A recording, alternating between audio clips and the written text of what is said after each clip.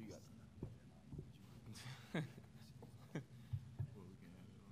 everybody.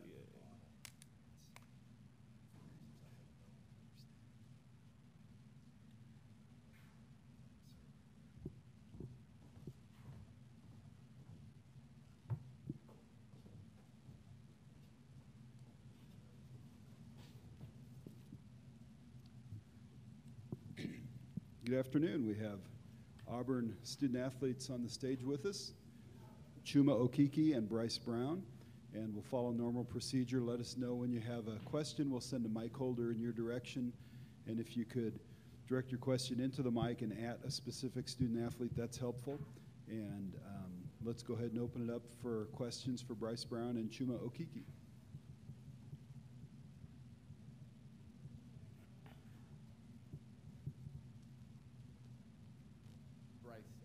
Is this on? Okay.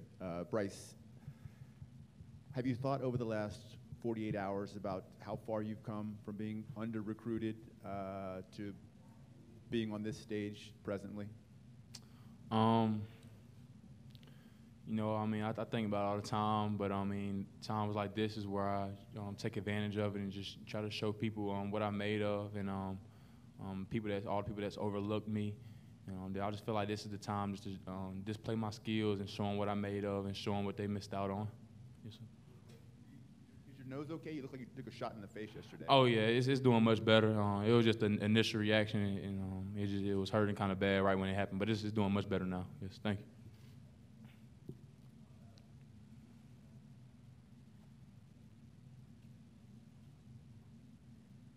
Bryce, seeing Coach Pearl is new to us here in Utah, but there were a couple of moments in the game yesterday when he was pretty direct in his instructions to you guys. How would you describe his coaching style? Passionate, aggressive, just one of the best for his players. He's a loving coach, caring. He wanted to see us do well and wanted to see us succeed, and he's always on us, mainly our seniors, just because he wants us to leave out on a good note and leave out strong, and he doesn't want us to regret anything in the future. And he's a player's coach, and I've enjoyed playing for him all 4 years, just like all the other seniors have. Yeah. Bryce, obviously you guys had your run to the SEC tournament. Now you got that win yesterday against New Mexico State. How's your guys' confidence kind of grown over this winning streak?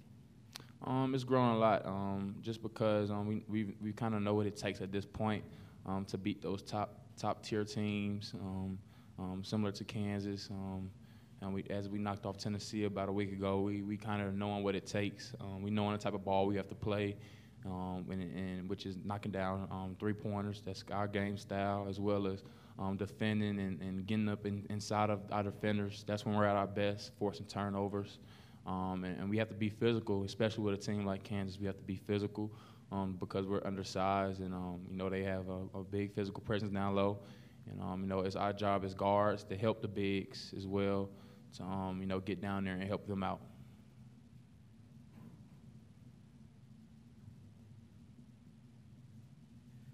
Bryce, you mentioned you guys were a three-point shooting team. Northeastern were as well. Did you watch how Kansas defended against Northeastern yesterday and what you took from it? I really didn't know much about Northeastern. And I'm assuming that since you said they were a good three-point shooting team, I'm guessing Kansas did do a pretty good job of making them attack the basket, running them off the line, which is what I can see them trying to do against us. And our job is just to make our teammates better. Me and Jared and Chuma, the primary playmakers, to get inside the paint and not only finish, but to try and drive and draw and dish to our teammates, to hoping that they can get open looks as well. So taking note that you said that Northeastern's a good perimeter shooting team. I still don't feel like they're the team that we are, and because we have quick guards that are not just able to shoot, but we can also get downhill as well. And Bryce, you kind of mentioned it there. You might be a little undersized. What kind of challenge does Dedrick Lawson present you guys defensively? I have to do a little bit more studying on him as a team, but I mean, just off of what I do know, he's a good physical offensive presence down there. Not very athletic, So I feel like we can take advantage of that. But, you know, he's a big body, and that can, you know, he has good feet work, and he has a soft touch around the basket. He can, you know, step out on the perimeter. He can put the ball on the floor. But, you know, I have great confidence in my guys that, you know, we'll do a great job on him. He's a good player, but I feel like our guys just as good, maybe even better. So, yeah. For both players, your schedule is a strong schedule you guys have faced. You face teams like Kentucky and Tennessee, obviously. How much does that help when you face a traditional team like Kansas? Chuma, let's start with you. I feel like the SEC really prepared us for games like this, you know, big games like this, especially with teams like Kentucky and Tennessee, you know, going into games like that. We know how to prepare for it now, so I think it prepared us really good. Yeah, and you know, just the level of intensity that those teams come with. We know how they come out, and like I said, those are top tier teams, and you know those type of teams they're all well rounded defensively, offensively, and you know that's what it takes to be you know a good team like that. You have to be well on both sides of the ball, and you know I can probably see Kansas being similar to that since they're one of those top tier programs. Chuma, when you were younger, you played with Diedrich, youth basketball, maybe when you're 10, 11 years old. Do you remember that, or is that true or not? Yeah, I used to play basketball with him. He used to be on my team when we was younger. I just remember him like he was just a real smooth basketball player. You know, he was real good. He was real long. Kind of like he is today, you know. He's always been a good basketball player.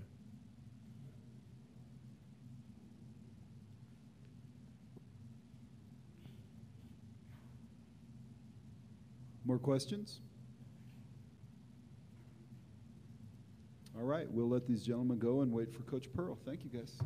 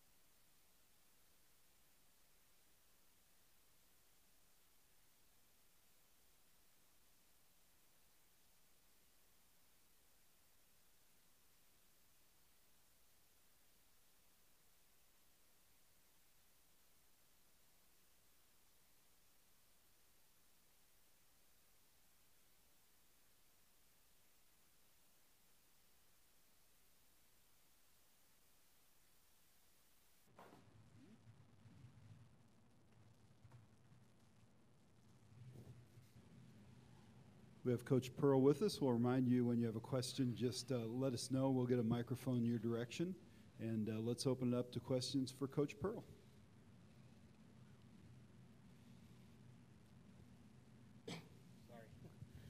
Coach, at this point of the game, does experience matter? I mean, you're playing a Kansas team with 4 freshmen in the starting lineup and a guy transferred from Memphis. That was their NCAA debuts on Thursday. Does that matter? Yeah, I would think experience does matter. On older players, sort of been there and done that. I think sometimes, for us, we were in a situation a year ago where we were not able to even compete with Clemson in the round of 32. We were down to 7 healthy players, and our roster is a little deeper right now, so we've sort of been there. We weren't able to take advantage of that, and now we're here against, maybe the most storied program in the history of college basketball with another opportunity. So the experience, I guess, of failing, then with the opportunity now to get another shot at it is probably the thing that jumps out at me as far as the experience is concerned. There are no freshmen anymore. They've all been through it before, and Kansas still has several pros, former McDonald's All-American, and a Hall of Fame basketball coach. So we've got our hands full. Coach, you're obviously coming off a very emotional, intense victory, whereas Kansas won quite easily. Other than the fact that they could rest some guys at the end of the game, do you see any other advantages or disadvantages as far as the emotional state of the game? I was pleased with our team after the game because we weren't very happy. We were accountable for the fact that we had a meltdown, and we did not play very well defensively or keep New Mexico State off the boards. New Mexico State's inside guys really had their way with us, and Kansas's inside guys are bigger and better. So we have our hands full, from that standpoint. But I think the only other disadvantage was we were really tired yesterday. 5 games in 8 days is a lot, plus the travel. So even though this will be 6 games in 10 days, I really feel like having played early Thursday and now with a later start Saturday, we'll be fine. We will be fresher than we were on Thursday. Coach, in through your guys' run in the SEC tournament and playing against teams like Kentucky and Tennessee, and now on this 8-9 game win streak, how have you seen your players' confidence grow over this winning streak? The thing that jumps out to me is the fact that over the last couple of years, if Jared Harper and Bryce Brown played well, we had a real good chance to win. And if they didn't, we had no chance to win. And that's not been the case here in March. We've had great play from our bench. We've had lots of different guys step up. And so from a confidence standpoint, I think it's been really, really good that those guys don't have to carry us, that somebody else is capable. And so therefore, I think the kids are trusting the process, and they're beginning to rely on themselves and each other more. Coach, what do you do better or differently than other schools to make you the best turnover team in the country and create steals? Again, what jumps out to me is the rules are constantly changing and adjusting. I'm a Tom Davis disciple, 94 feet, full court pressure. But because of some of the different rules, trapping has virtually disappeared from our game. And so therefore, our full court pressure defense has really had to change. You can't be as aggressive because you're going to get called for fouls. So we've had to find a way to turn people over in the half court. Simply put, we try to take a look at what you like to do and take away what you like to do and make you do something else. So how can we stop Kansas's inside game? How can we stop Lawson with his inside-outside game? How can we stop those guys from driving down the lane? If we can figure out a way to do that and turn them over some in the process, we got a fighting chance to win the game.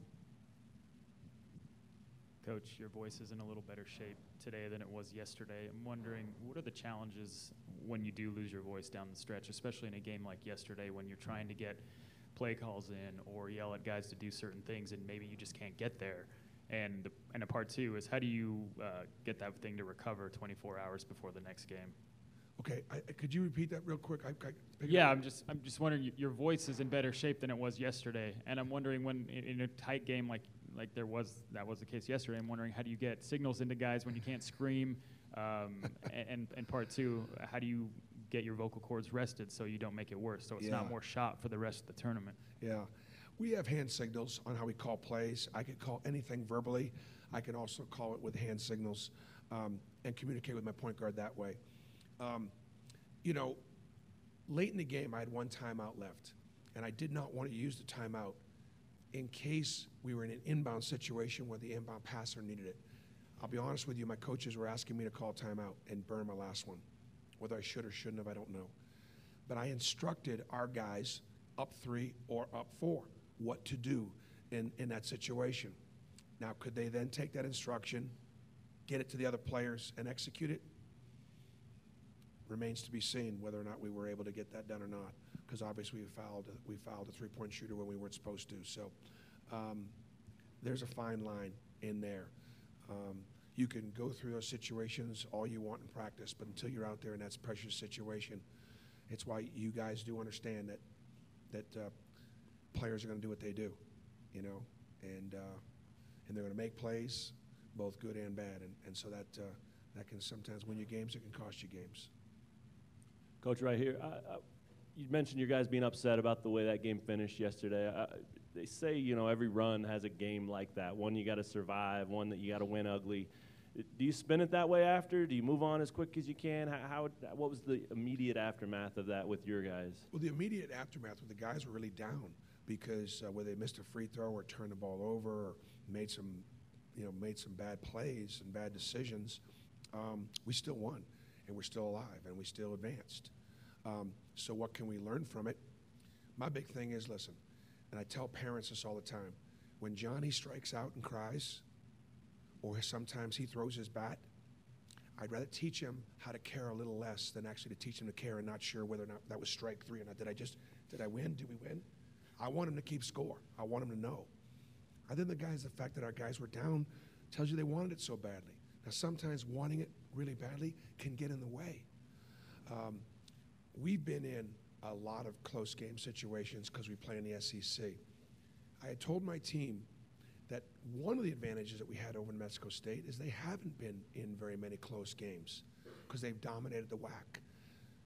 It's going to be a close game. I mean, I knew it was going to be a close game because I knew they were that good, and I knew we weren't that much better than they were. We made 5 out of our last 6 free throws. That's how you close out games.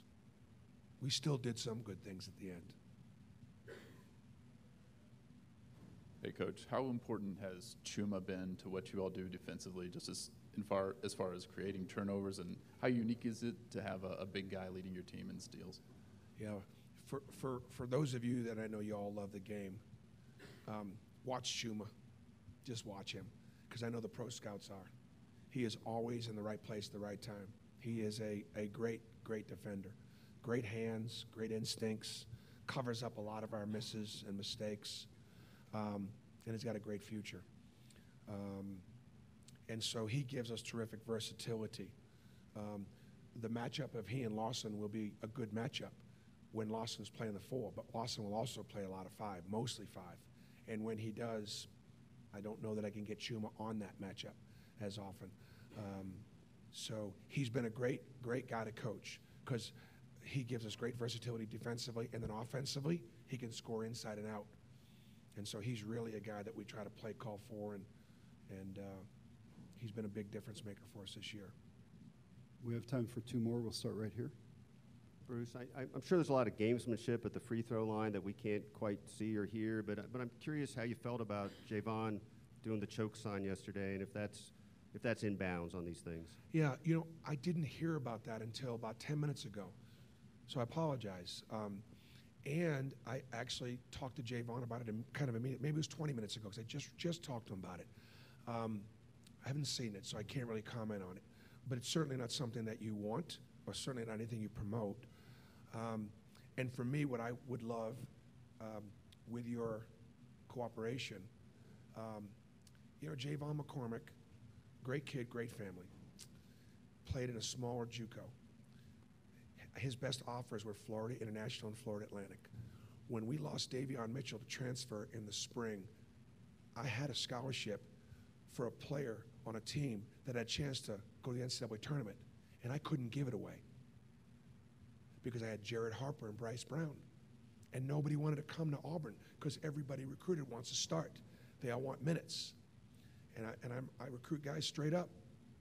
So this is most likely going to be a backup position. You can challenge those guys.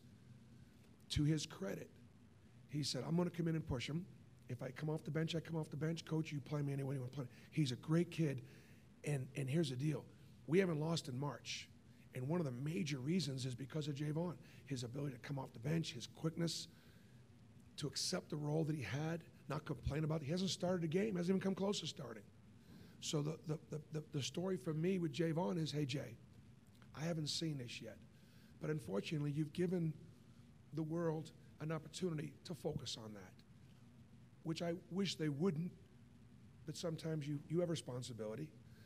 So, we're dealing with it. And all it is, you look at it as a lesson, not only for him, but for the next guy.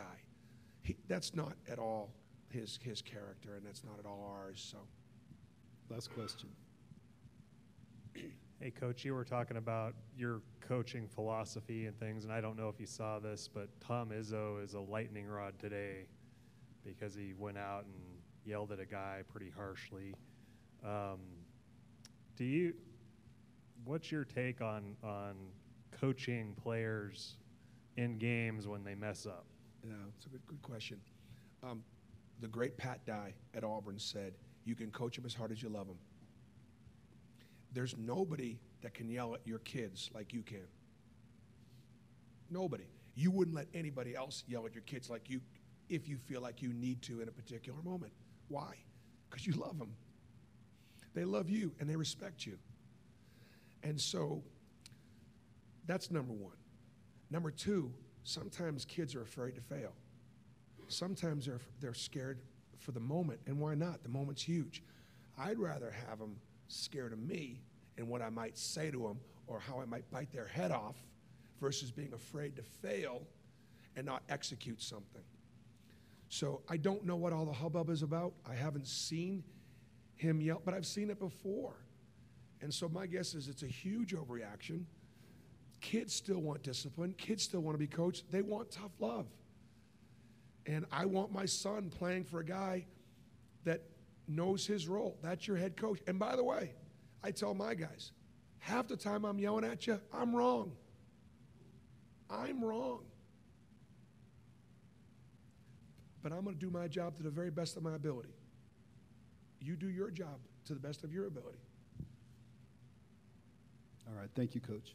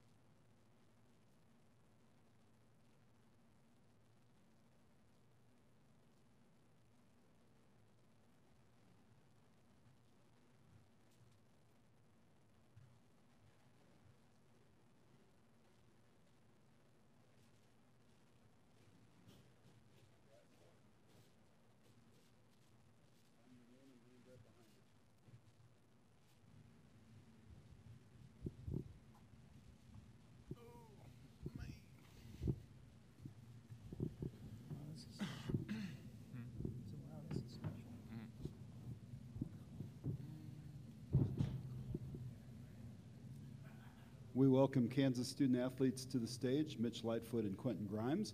We'll follow our normal procedure. If you have a question, raise your hand. It's easiest if you make sure I see it so I can get a microphone to you. Please direct your question into the microphone, and it's helpful if you direct questions at a specific student athlete as we go through this portion. And we'll go ahead and open it up to questions for Kansas student athletes. This can go for either Quentin or Mitch, but Auburn's been on kind of a bit of a run here, obviously making their way, winning the SEC tournament, winning 8 or 9 straight games here. What kind of challenges does that present for preparing for a team that's kind of on a bit of a hot streak in March? Yeah, definitely got to come in with a right mindset, focus on the game plan. We know they're really good, like to play really fast, they like to get up a lot of threes, they can spread the court in different ways. So definitely got to be alert of the shooters and make sure that everybody's in the right positions defensively. Mitch? Yeah, like he said, they shoot the ball really well. They're really fast. They like to shoot behind ball screens and dribble handoffs. So they do a lot of things well. They have big guys inside that can shoot too. So there's a bunch of things that go into our scouting report that we have to lock into in order to guard them as best as possible. Mitch, you're one of the old guys on this squad, despite being just a junior. Just having been here before, what kind of, I guess, advice or what would you tell the younger guys as we head deeper into the tournament? Telling the younger guys, like my message has been like enjoy it. You're here. This is what you work for. I think they've done a great job of preparing themselves for it. It's a big moment. There's a lot. I would say there's pressure, but this is what you train for. This is what you spend all those hours working on your game for. So if we can just listen to our scout report and listen to our coaches, I think they'll be okay.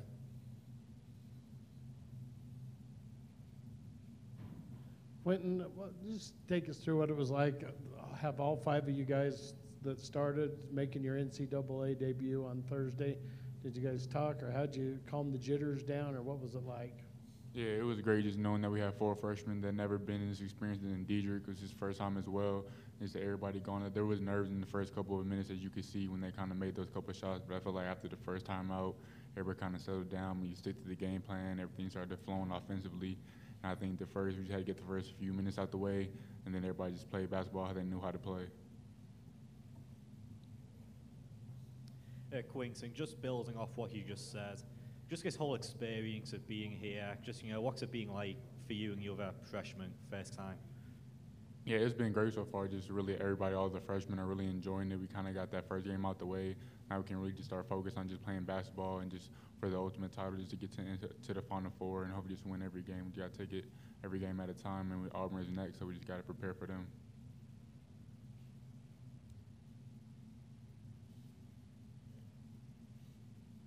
More questions? Okay, thank you, gentlemen. We'll await Coach Self's arrival.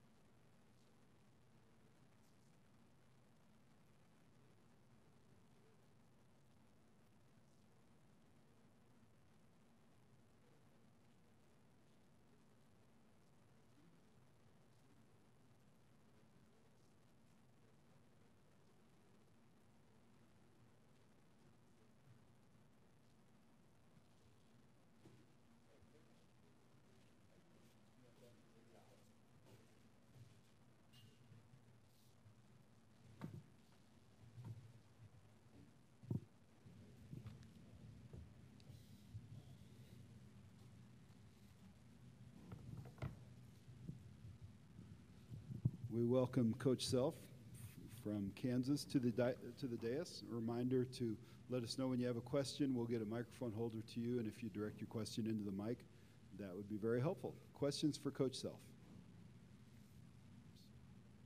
Coach, I was just curious with starting 5 guys who'd never played in an NCAA tournament game.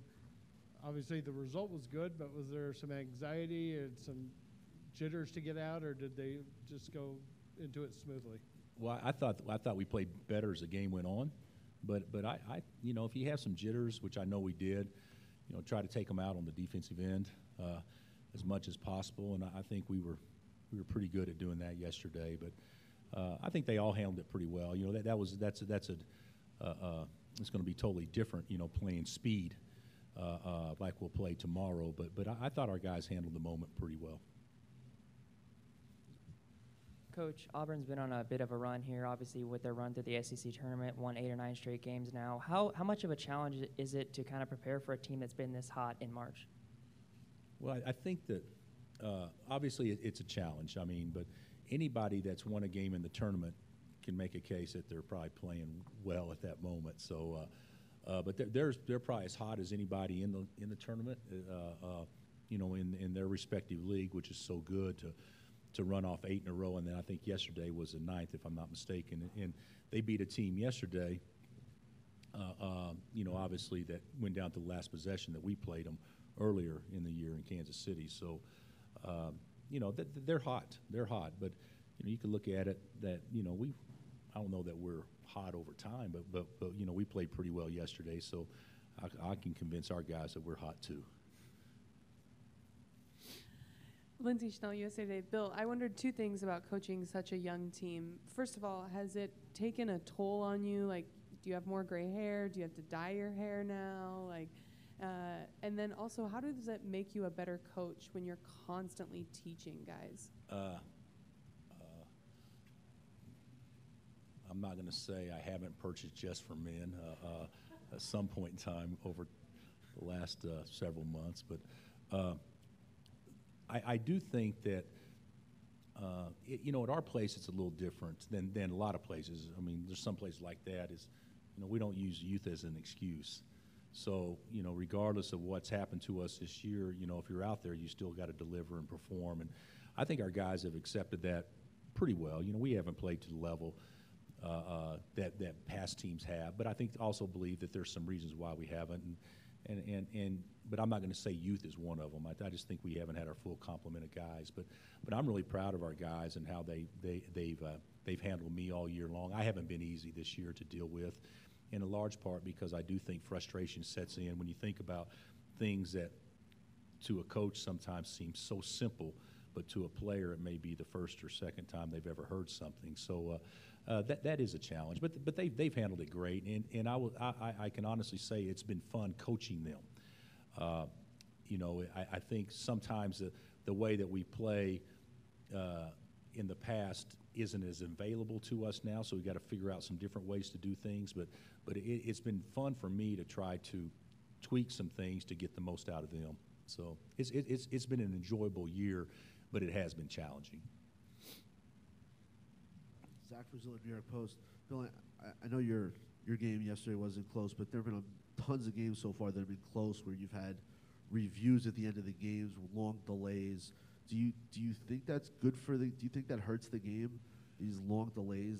You know what? I watched a little bit of the games, but I haven't been able to, like in our film room, we got TVs going everywhere, and then our film stuff going too. So I haven't been locked in to know of the exact examples that you're referring to. But the long delays aren't good.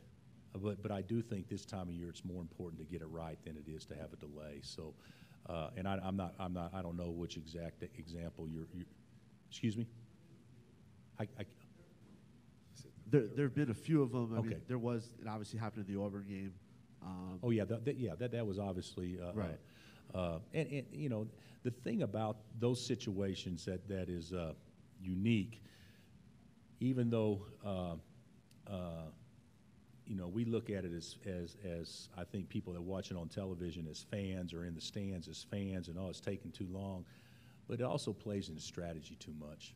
because you give a team an extra timeout that doesn't have one, or you allow a team to have to defend something when they wouldn't have had a timeout to put something in at that second. So from a strategic standpoint in a late game, it certainly comes into play, and that's one of the unintended consequences, I believe, of the reviews and delays. But I still think this time of year it's more important to get it right than it is to rush through it. Bill, when your team's playing against a team like Auburn, who leads the country and turning the ball, making their opponents turn the ball over, is that something you talk about even more with your team about, protecting the ball and hammering that home? Or yeah. And we haven't. You've seen us. We haven't been great this year in ball security. During stretches, we've been times we were really good, and times we haven't been, and certainly a big key to playing them tomorrow from an offensive standpoint will be the elimination of. We'll turn it over some. I mean, we're going to do that, but the live ball turnovers where they can create numbers in transition or shoot threes in transition, things like that. So we're going to careful is not the right word. We're going to need to be very strong with the ball. Coach, obviously you guys had a very comfortable margin of victory. Auburn's game went down to the last second, very emotional, intense game. Does that give either team an advantage or disadvantage in your mind moving forward? I personally don't think so. I think we read into those things.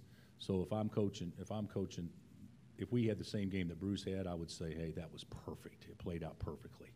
And then if we had the game that we had, I'd say, hey, that played out perfectly.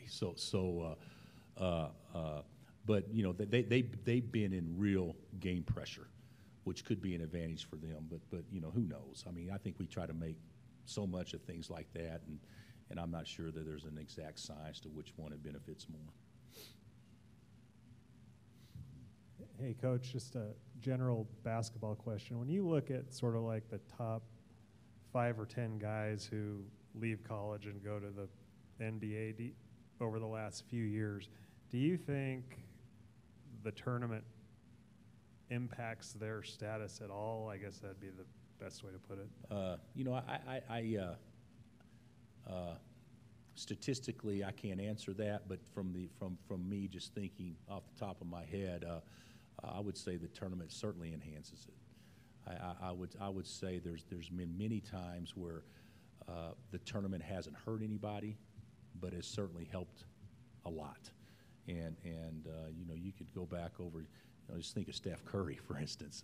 That would be the first one that comes to mind with me. And then, I'll be honest with you, there's some players playing collegiately right now that if they don't have a great tournament, they're still going to go at the very top of the draft. I mean, we've seen them too much. But I do think it can really enhance. But for maybe a fringe guy. Maybe it would hurt a little bit, but I don't see it that way. I think there was a lot of guys at Villanova last year that benefited from the NCAA tournament.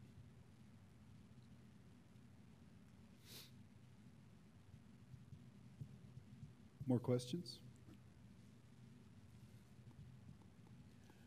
Devon Dotson's obviously had a great year for you as a freshman. He's matched up against Jared Harper tomorrow.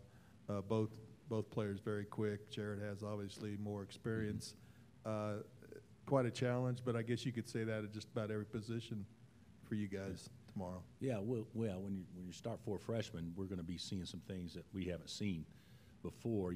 There's nobody in our league that plays like Auburn.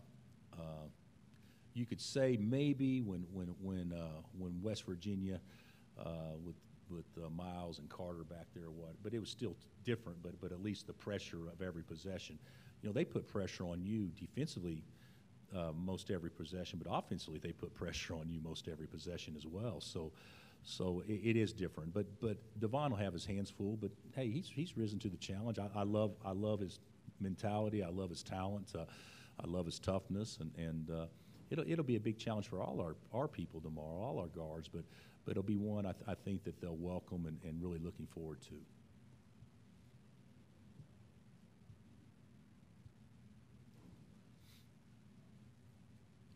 Zach Braziller, New York Post. Bill, you talked a little bit about the challenge of this year. Obviously the regular season run ended. But does what you do in the tournament, could that kind of change how you look at it and change maybe how people back in Lawrence look at this year? I think so. You know, I've always thought you can win your league, you can win your conference tournament, you can do whatever, but if you don't play well in the tournament, it's just a good year. You know, you have to do well in the tournament to take it from a good to a great. And even though, you know, I shouldn't apologize for being a 4 seed, but even though the year didn't go exactly as we had it scripted, I do think in our fans' minds and certainly in my mind, in our players' mind, you know, it takes the sting off of that totally if you perform very well in the tournament. So, you know, you don't get a ring for winning a game in the tournament. You get a ring for winning a championship, and we've not done that twice in the conference in the postseason. So the only way that we'd have a chance to get a ring would be to advance and advance quite a ways. So I do think the opportunity to get to a second weekend, of course Auburn has the same opportunity, is something that I think our guys will look at and say, considering everything we've been through, this has been a really good season. Still not great, but really good with a chance maybe to build on it. More questions? Okay, thank you, Coach. Okay, thanks.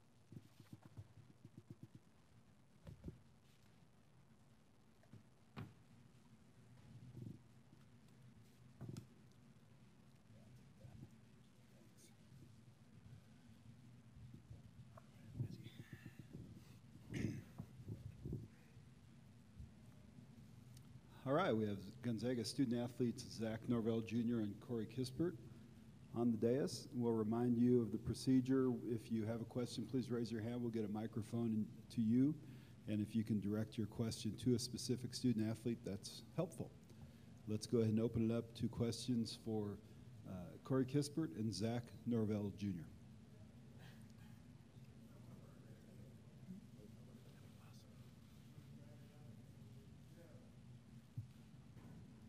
How much, Troy Hine from KWTX in Waco, how much of the Baylor game did you guys get to watch last night, and what were your thoughts after seeing them play?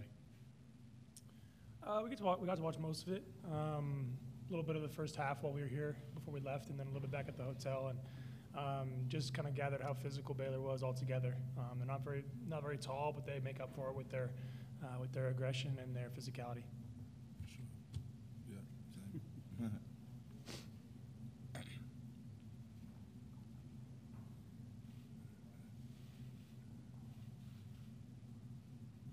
Paul Catalina, ESPN Central Texas in Waco. They run that 1-3-1 zone. How much have you seen that, and how difficult is that for what you guys do? Zach? By being zone, they kind of close things up a little bit more, but, it just comes with, swinging the ball, playing together. And we've seen it a little bit with BYU, but, obviously it's a little bit different. But, just swinging the ball, just staying poised. Corey, anything to add? Whole point of a zone is just to kind of take you out of your rhythm. And possessions can seem like they're kind of stagnant, but as long as you get a good shot against a zone, it's a win.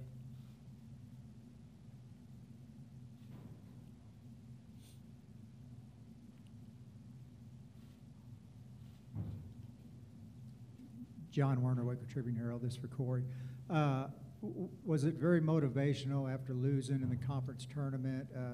You obviously played very well yesterday. Was that a motivation at all? Yesterday was a lot of motivation. After you lose, it's never a good feeling at all. So, we had 9 days off. So, we all wanted to get that, bad taste out of our mouths. And, you seen it when we came out on the floor, a lot of emotion. And, we were in attack mode all night, and it was really special. Yeah, really good to get the monkey off the back. For either one of you guys, Zach Brazil, New York Post, for either one of you guys, Killian probably scored his most points since he's been back in the first round. What does him, I know he's been back since January, but you guys have brought him along slow. What does him kind of getting his game back do for you guys? Corey? Killian impacts the game in so many ways. He can shoot it, like you said. Had a really hot start in the first half. Athletic, his foot seems healthy. He had a big dunk in the second half, and besides that, Killian's a great passer too. Man or zone, he can facilitate. We trust him with the ball, bringing it up the floor, and making good decisions on the offensive end. Yeah, just to piggyback off what Corey said, those. Not only does Killian shoot the ball well, but just him being out there on the floor, him being a veteran now, him being able to space the floor, his physicality on the defensive end, rebounding and stuff like that. He does a lot more than just shoot the ball.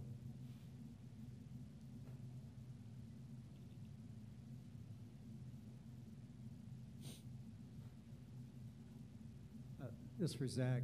Obviously, Coach Few's had a tremendous amount of success. As a player, why do you like playing for him, and why is he able to get the best out of you guys? First, he's just one of the most humble guys in the world, and he's a competitor. Anytime you're getting coached by somebody like Coach Few, you always want to put your best foot forward all the time, because he got respect for you when out there on the floor. He always asks you how you doing. Just challenge you in any way possible. It's always fun to play for anybody like that.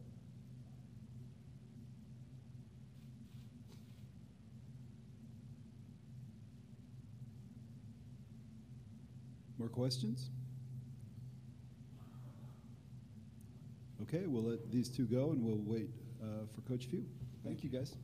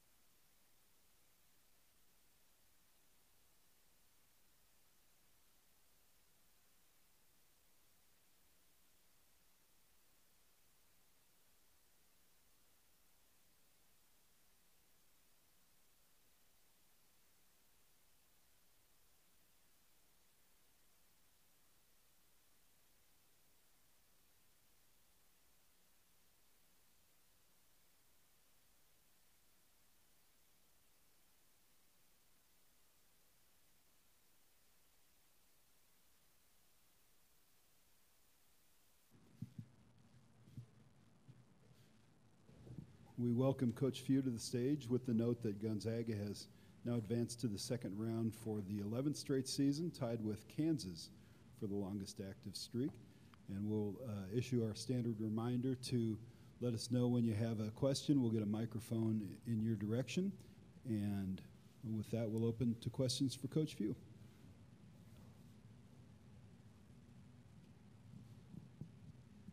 Mark, you guys have had your share of transfers over the years, and I just wondered, with grad transfers in particular, what do they bring that's better, that's different? You know, obviously they're learning a new system, but they have experience, which helps.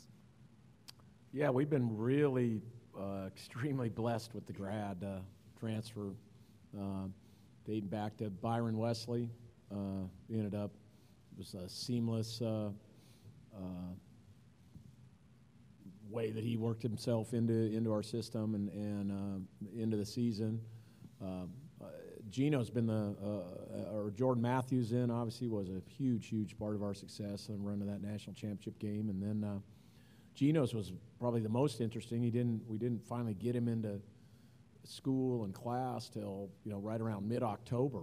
And the way from day one, I remember his first practice, he was great.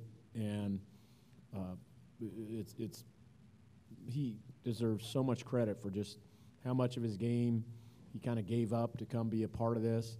And then I think our guys deserve a bunch of credit for openly accepting him and understanding like, hey, this guy's going to really help us get to where we want to go. And that might mean I might play less minutes and get less shots or have less ball handling.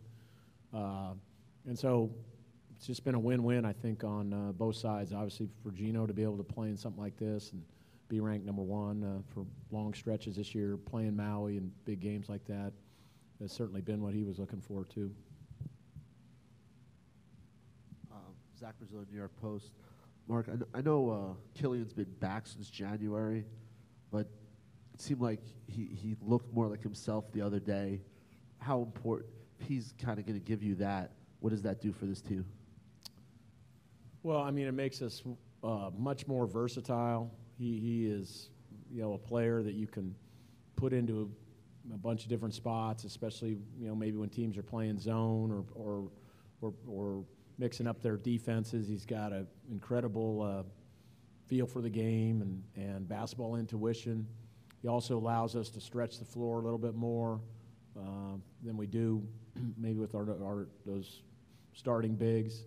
And he's actually moving much better than when he came back in January, I think, because he was in no weight bearing and his legs weren't quite there. This last time, we were able to kind of do more things in his recovery, and so I think he's moving better and has a little more pop and is feeling better out there, especially defensively. To kind of follow up on that, how was he? I mean, this is a big year for him. He missed so much time. How was he during that time off? Was he down? Was he?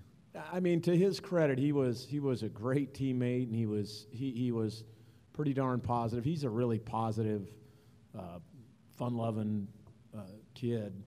But you could see where, especially after the second one hit, how disappointing that was.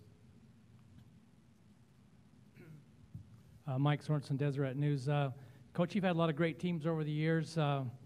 Is there anything about this team maybe that would make them maybe more capable of maybe going farther than the teams in the past? Hey, listen, you get in this tournament, I mean, you just need to win your next game. And looking back on the year we did advance all the way to the Final Four, we had a really tough game against Northwestern here the second time, or second night out, where they made a heck of a run at us in the second half, and we just kind of withstood their rally. So, obviously, offensively, we've got, a lot of answers and tons of versatility, and they've shown for 3 games or 32 out of 33 games that we can really share it, score it in a variety of ways. But our defense has been rock solid too. I mean, I think our defense was a big key early last night, and then that kind of got our offense going. Mark, on Rui's maturation, not just in terms of his ability as a player and learning the language and all that, but straddling kind of both worlds, where he's such a big deal in Japan, and he's a big deal obviously on your campus, but everybody in this country is currently like overshadowed by Zion. How does he handle all of that? I mean, he's a very reluctant star. I think he's embarrassed a little bit about all the attention that he generates, especially, back home. So we're pretty careful about, overloading him, with everything over here. At the same time, he's under constant, I'm not going to say duress, but he's under constant requests of, for interviews, for sit-downs, for anything and everything. Because again, this is a huge year in international basketball for Japan, and they're trying to qualify for the Olympics. He is the future of Japanese basketball. He's gonna be the first one to ever be drafted. So he's really, really big over there, and so I think it shows you his personality, and I think the reason he's embarrassed and a little bit reluctant with it is he would prefer that his other teammates get equal time, on the podium in the limelight and things like that, and that kind of shows you the kind of guy he is. Hi, Sam Adams, SWX Spokane. Coach Few, there's no easy way to ask you this, but Jimmy Kimmel has made some pretty outlandish claims recently about Gonzaga not existing. You have been in Spokane as a head coach for 20 years now, so I feel compelled to ask you, does Gonzaga exist? I'm a Jimmy Kimmel fan. I've been watching him for years and think he's hilarious. To be honest with you, I haven't been watching any of this stuff. I think some guys have shown me an occasional clip or something on their phone. So it sounds like he's having a lot of fun with it. And as long as they're talking about, Gonzaga and the program, I think that's probably a really, really good thing. What's that?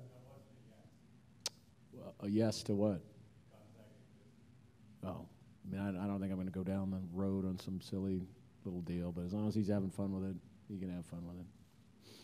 Paul Catalina, ESPN Central Texas coach, your thoughts on Scott Drew and Baylor and what they do that poses the biggest challenge for you guys? They do a lot, actually. Gosh, I tell you, I think Scott Drew has been throughout this whole run of Baylor vastly underrated as a basketball coach. He does a really, really good job. I mean, we did some preseason scrimmages with him back in probably, well, actually the 2017 with Shemmy and those guys, and we did 2 or 3 years in a row. I was always impressed with what they ran, what they did, and they always had a purpose and some real depth to what they were doing offensively and defensively. And I'd say he's done an amazing job this year with all the adversity that they've had thrown at them. Within that last week of the Big 12 season, they were in the hunt for the championship. I mean, I think this is arguably one of the best years he's had coaching. And when you watch this team, the thing that stands out to me is just how tough they are. They're physically tough. They battle you every possession on both ends. They're the best or very close to the best offensive rebounding team in college basketball. We played North Carolina. That's a team that's, an unbelievable offensive rebounding team year in and year out. But these guys are right there with them.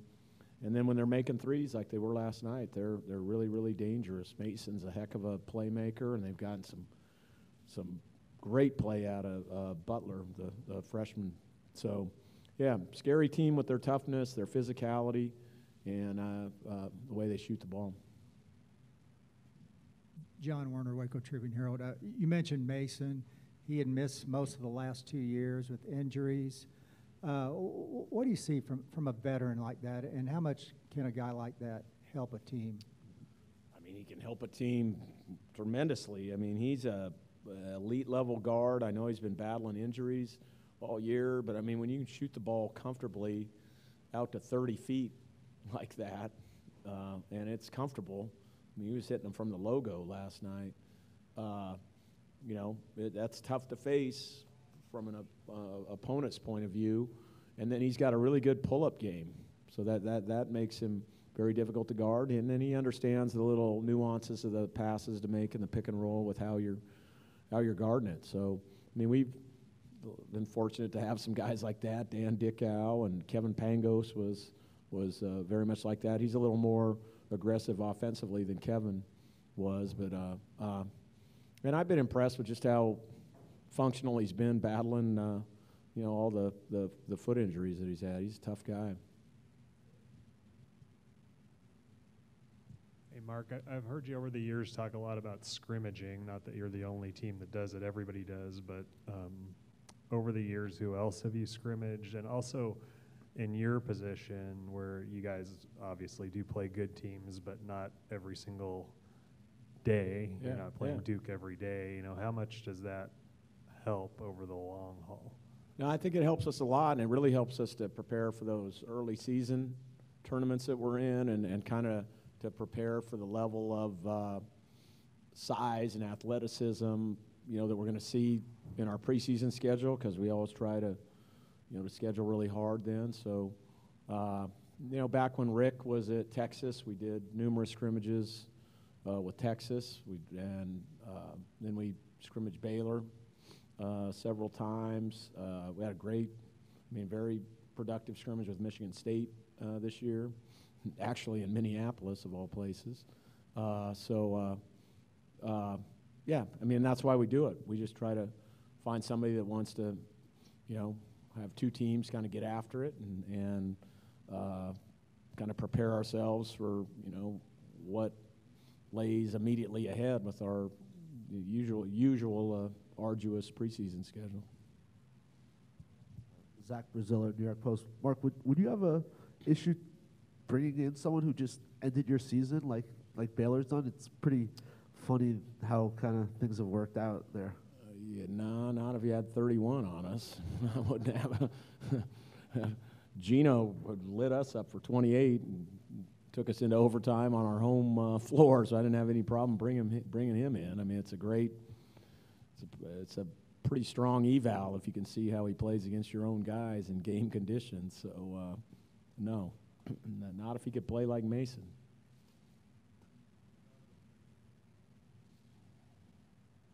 More questions? Okay, thank you, Coach.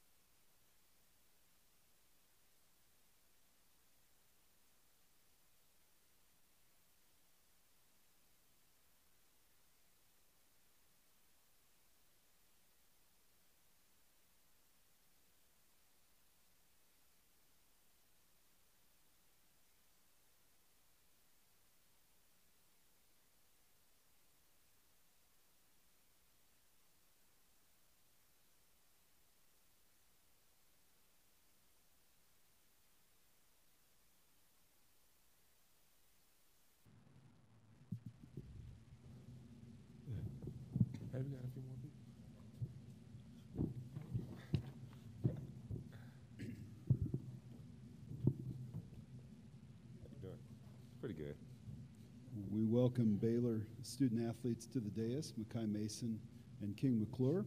And we'll issue our standard reminder that when you have a question, if you raise your hand, and we'll get a microphone to you, and if you can direct questions to a specific student athlete, that's helpful. And let's go ahead and open it up to questions for Mackay Mason and King McClure. For both, Mackay first, what's this turnaround like? You play on Thursday, you got a whole new team you got to get ready for on a Saturday, that quick turnaround. Yeah, I think it's definitely a little tough physically, but mentally it's kind of nice. You can just get to refocus real quick. You're not waiting around a whole lot, not a whole lot of practice time. So that's kind of one nice thing about it. I think it's a lot of mental preparation. You got to be mentally focused, mentally locked in, because it's not that much practice time, and we watch a lot of film. So you got to be locked in, know the personnel, and to just adjust to what they do in comparison to what the last team did. So just a lot of mental preparation. Zach Brazil, New York Post. King, when Mackay first got to Baylor, what was your reaction, considering he had just beaten you in the NCAA tournament? I was like, why did we get this guy? Like, why? Why? But, Coach Drew talked to me about it, and he's a great player. And Coach Drew asked me how I felt about it, and I was like, he's pretty good. He proved himself that first game. So I was happy when we found out we got him, and he's been a great teammate. So I'm glad we got him. Mackay, on that note, how does one come in and sort of smooth over the thought, like, I know I just torched you guys for 31, but now I'm on your team? Well, it helped that a lot of the guys were gone. I think only Jake and King pretty much were left over. But, those guys in particular have done a great job of just welcoming me pretty much as family. So it's been easy to take it on a leadership role with those two guys already leading the way. Mackay, I was curious about it too. How did you wind up there? When you were looking at options, did you think like, oh, those guys probably could use some offensive help, considering I went off on them? It's funny. Baylor was kind of a school that, I kind of got my list together of schools I might want to go to, like reach out to. Me and my dad were talking. I was like, might as well throw Baylor on there at the end. And then, Coach Drew recruited me very hard, and just got comfortable with the coaching staff. Took my visit. Ended up being the only visit I took, and just kind of fell in love with the coaching staff, the team, the school as well. So that's how it happened. Zach Brazil, New York Post. Why did you decide to put Baylor on the list? I don't know, honestly. It's kind of one of those gut things that just ended up working out.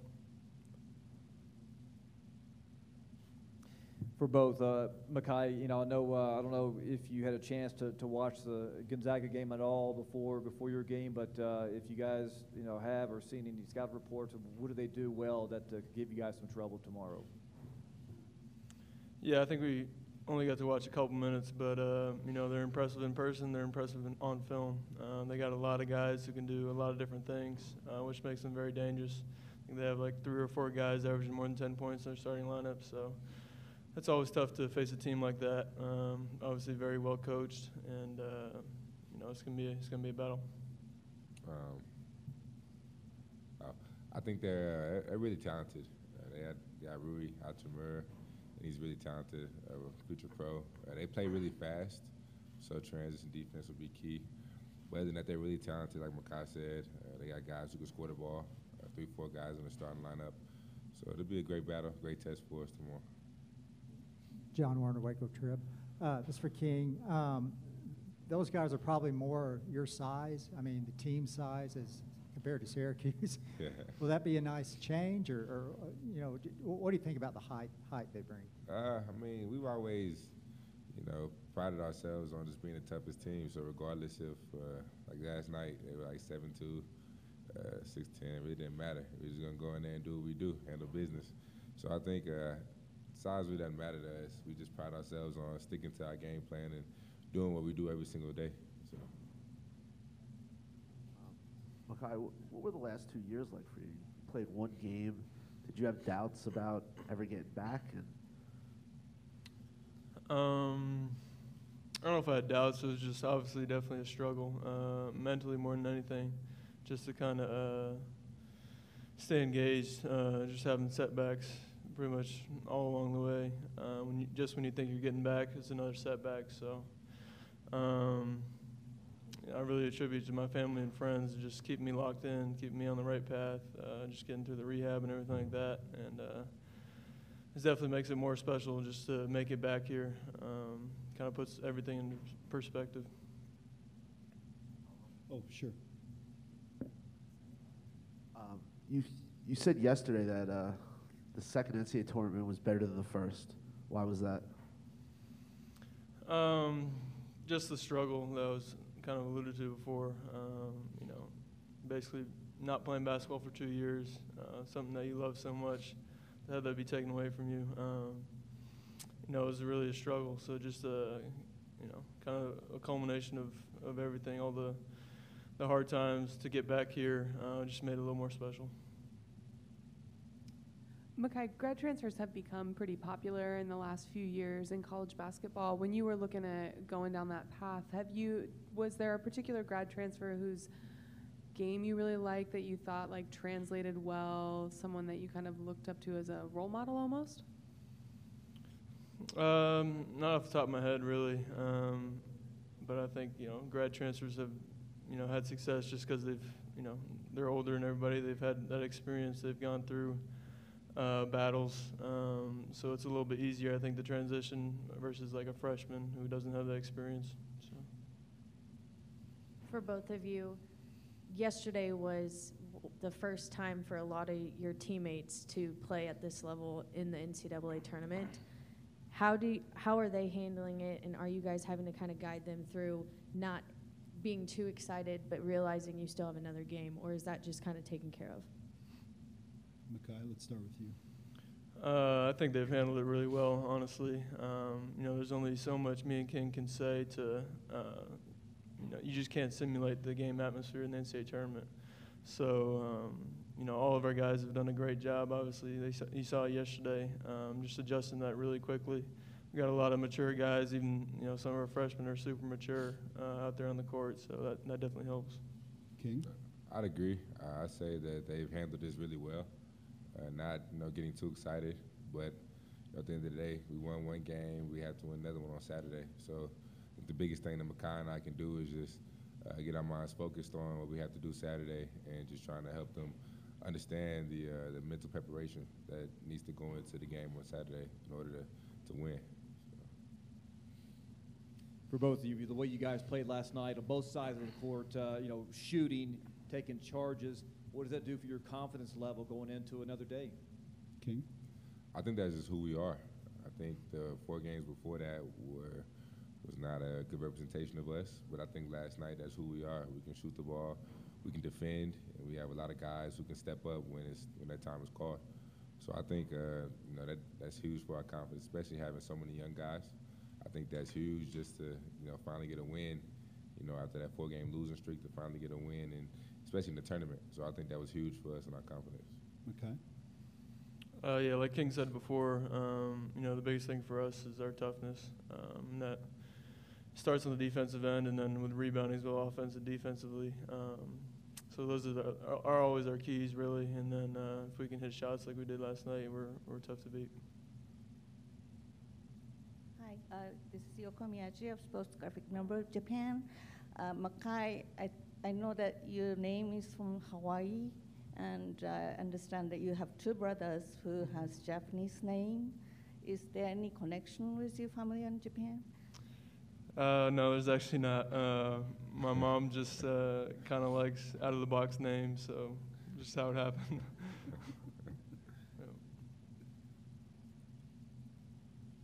More questions? Okay. Thank you, guys. We'll wait for Coach Drew.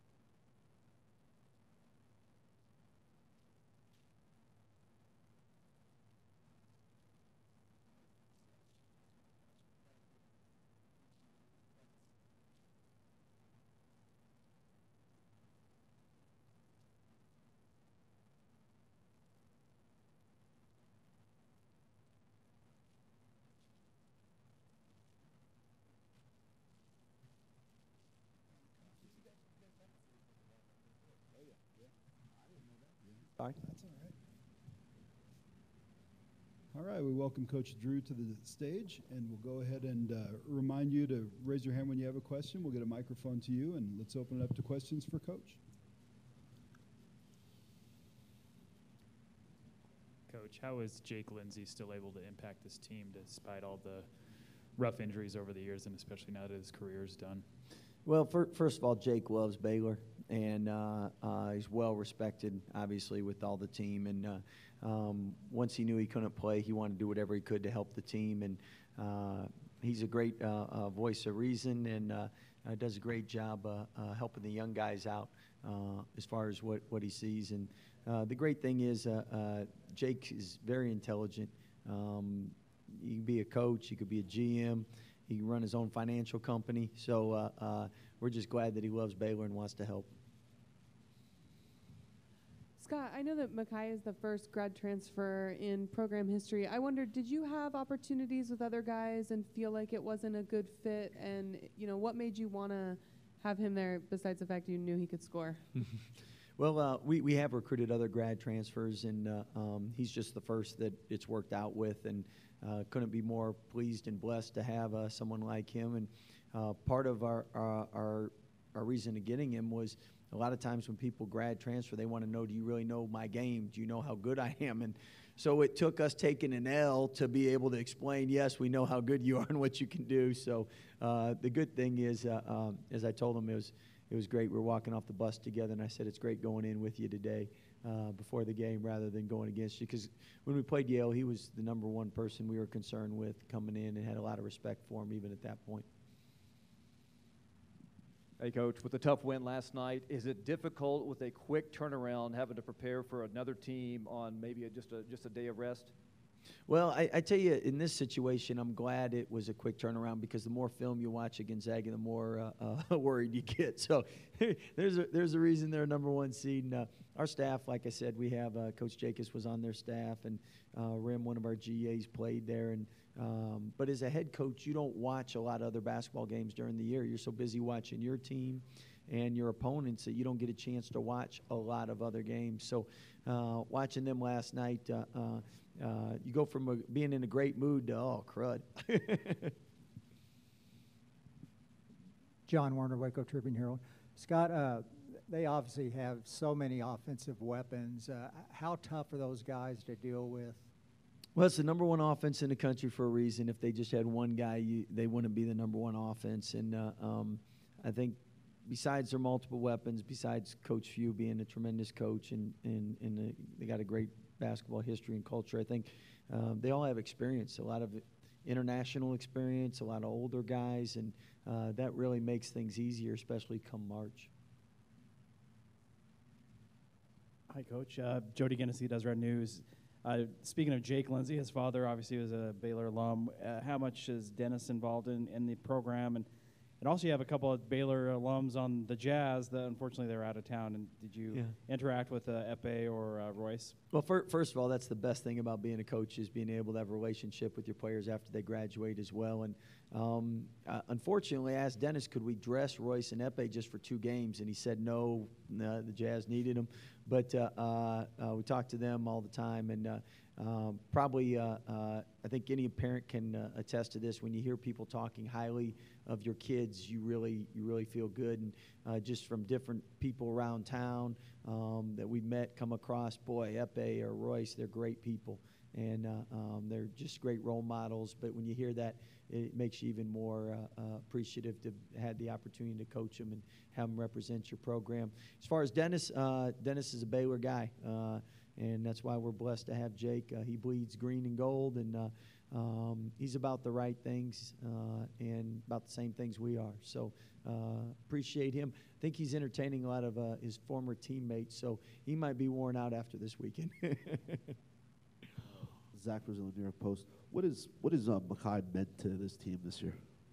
Well, he's meant with only 3 returning lettermen, so many first-year guys. It's a calming influence, someone that he doesn't get rattled by his demeanor and the way he plays with such poise and confidence. He's like a security blanket for everybody out there. And then, obviously, you have his talent, and That is, people have to pay attention to him, and he stretches the defense, and that allows other people to have opportunities to drive and make plays. Scott, I know you scrimmaged these guys, I guess, a year or two ago. How much does that inform what they do for you, and how much did that help you guys get ready playing that Gonzaga team in particular that went to the national championship game? Well, we scrimmaged them a couple times, played them a couple times, so all that stuff helps. We don't have a lot of guys that were a part of that, and they don't have a lot of guys that were part of that. So coaches always adjust what they do to their personnel, so probably can't help as much as if we had a bunch of returning players and we're running a lot of similar stuff, and same with them. Scott, I know it's a bit of a bittersweet day for your family with Bryce. Have you spoken to him? And you know how this business works. I mean, how do you help him get through this? Well, I think you go to bed and you finally, after watching film and answered the congratulations text and told how much you appreciate that, I woke up, and when I woke up, there was more text this morning than last night, and I was like, what's going on? And obviously, I think everybody can relate. When things happen to you, it's one thing. When it happens to your loved ones, your mom, your dad, your brother, your sister, it probably affects you more than them. At the same time, he's blessed to have great friends, great family support, and he's got a great faith, and he knows God has a different plan for him. And as a big brother, obviously whatever I can do to help him, I'm going to do. But the fact that he knows God's got a plan for him, he's a lot more powerful and has a lot more wisdom than I do.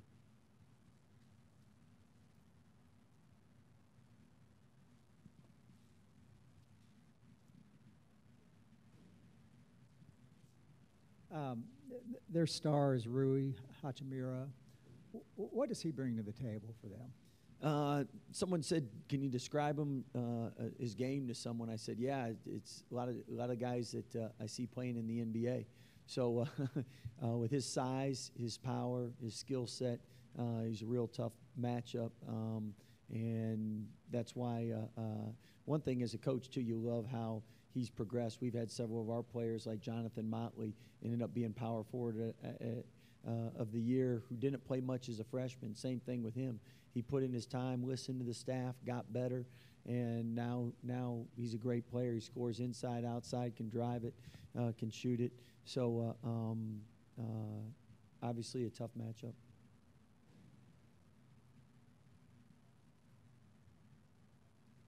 So everyone knows what Rui brings, and he's kind of the star of the show. But when you watch film, who stands out to you as maybe their X factor that's maybe underappreciated?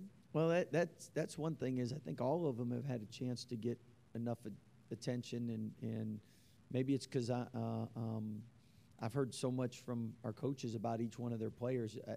I don't think there is anybody that I'm not aware of. So I'm not going to limit it to one guy. I think, again, their strength of their team is they have multiple guys that can step up and make plays. I think with our team, that's why we've been successful, is as a coach, you go into a game and you know you got 9 guys you're playing, and any different one of them can step up and have a big game and have at different times. More questions? Okay, thank you, Coach. Appreciate it.